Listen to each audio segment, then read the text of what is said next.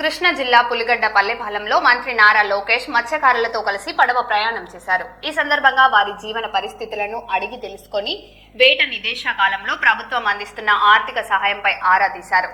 మత్స్యకారుల సంక్షేమానికి ప్రభుత్వం కట్టుబడి ఉందని మంత్రి తెలిపారు.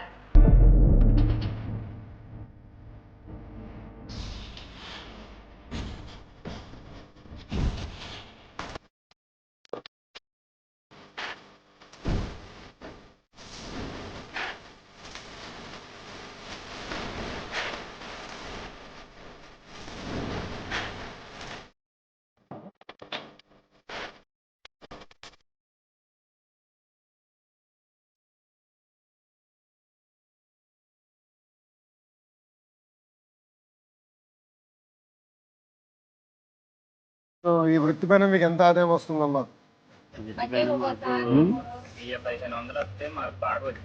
వెయ్యి 1500 లేదంటే వచ్చేది రావాలి.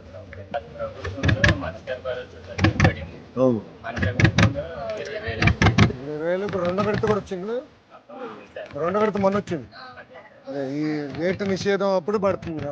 రెండో విడత మొన్న పడింది. ఆడపిల్లని బాగా చదివించాలి. Very good. ఆలోచన ఎక్కడి నుంచి వచ్చింది పాపకి?